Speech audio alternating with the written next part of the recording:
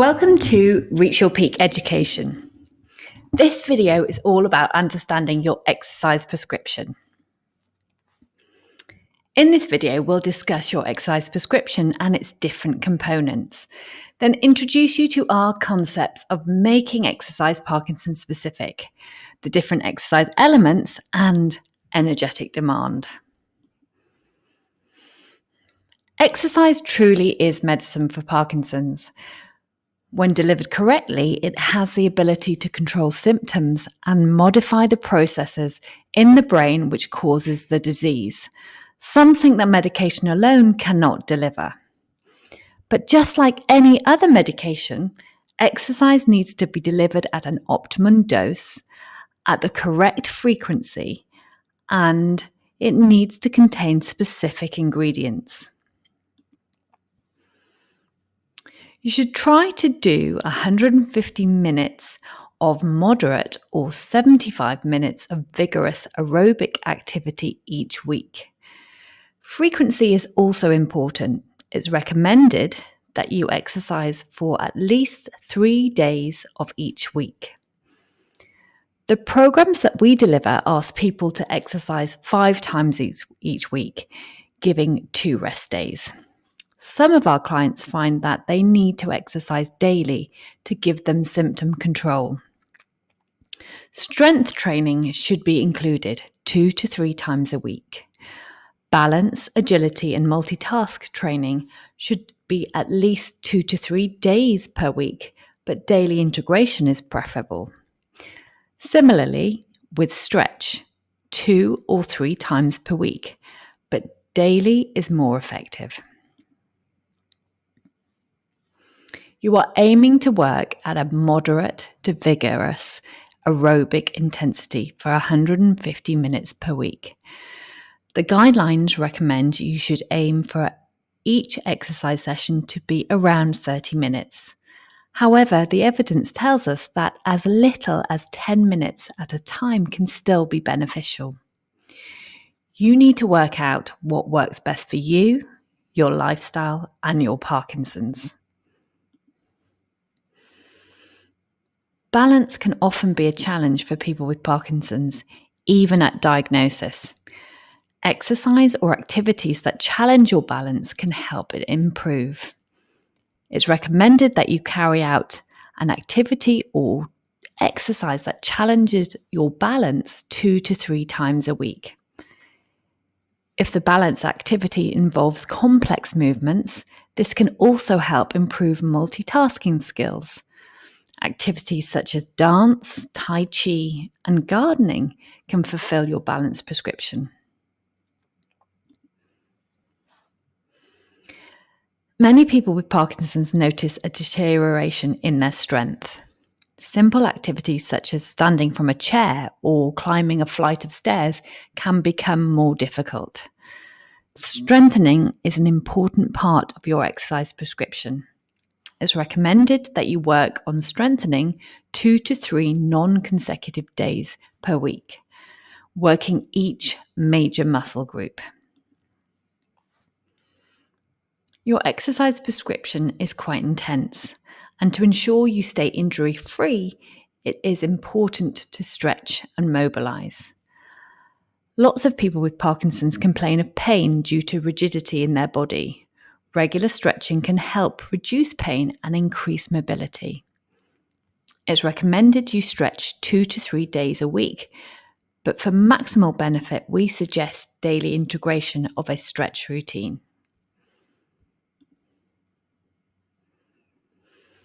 We've talked about the dose and frequency of a Parkinson's exercise prescription, but what about the elements it must contain? At Reach Your Peak, we teach power, accuracy, amplitude, and energetic demand. We want to help you understand more about these elements so that you can make any exercise Parkinson specific. Power is maximal effort in purposeful movement. This is about the oomph that you put into a movement. From a practical perspective, people need power to get up from a chair or to push from one leg to another to climb a flight of stairs. Really try and focus on delivering maximal power to every movement you make during exercise or any other activity. Accuracy is correct and precise, purposeful movement, moving in a very deliberate intention.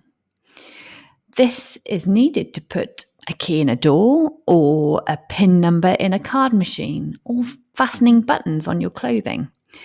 Focus on the precision in your movement as you exercise.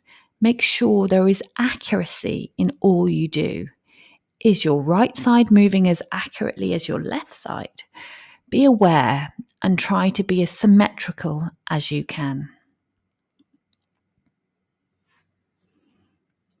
Amplitude is the maximal range of purposeful movement. In Parkinson's, movement can become smaller, so we need to train for big. Exaggerate your movement during exercise. This will help recalibrate your brain so that things like reaching to a high cupboard or extending an arm out to pull open a shop door are less challenging. Now you understand the elements needed for Parkinson-specific exercise, let's take a look at energetic demand. This is where the magic happens in the Parkinson's brain. Parkinson's exercise should be novel, with an element of complexity to the movement. You need to be really thinking about what you are doing and how you are doing it. It should be cognitively challenging. When you exercise to treat Parkinson's, you are exercising your brain, not your body. Parkinson-specific exercise is a thinking modality that makes you sweat. Energetic demand is the balance between cognitive challenge and aerobic intensity. The recommended suggestions that you should be working at a moderate to vigorous intensity. But what does that mean? How do we know if we're working hard enough? Using the rate of perceived exertion is probably the easiest way to measure intensity on the go. Using this simple 1 to 10 scale can help you know what moderate should feel like. Are you breathing heavily? If you are able to work towards vigorous intensity, you should be getting short of breath, feeling a little uncomfortable. If you can manipulate the content of your sessions to target the right intensity, you will get the correct dose of exercise. As we've already said, energetic demand is a balance between aerobic intensity and cognitive challenge, and you can tip the scales in either direction depending on how you feel. You might find it hard to work at a moderate or high aerobic intensity because your Parkinson's just won't let you access the movement that you need to get to that level of effort. So we load up the cognitive challenge to compensate for the reduced aerobic intensity. If you're aiming to work at a higher aerobic intensity, you may need to reduce some of the cognitive load. Parkinson's can mean that you struggle to dual tasks. So if you are adding in a new or complex movement, it's probably going to impact on your movement control and ability to work at a higher aerobic intensity. It will improve with practice, but understand this need for balance is going to help you achieve success and avoid frustration. The simple act of trying to get it right will treat your Parkinson's.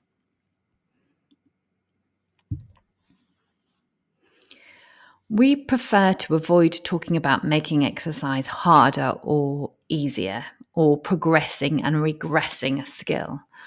With Parkinson's and the fluctuating nature of your symptoms, what you can do one day will differ from what you can do another day, or even differ from hour to hour. Instead, we prefer to talk about layering complexity and intensity.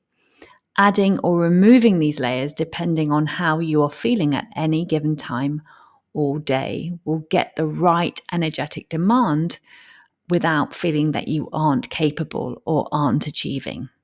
You are simply being your own expert and modifying your exercise depending on how you feel. Once you understand what a Parkinson's exercise prescription is and why we include the elements that we do, you can make any exercise or activity Parkinson's specific. It ain't what you do, it's the way that you do it. We hope this video has helped you take another step closer to being your own expert at exercising for your Parkinson's.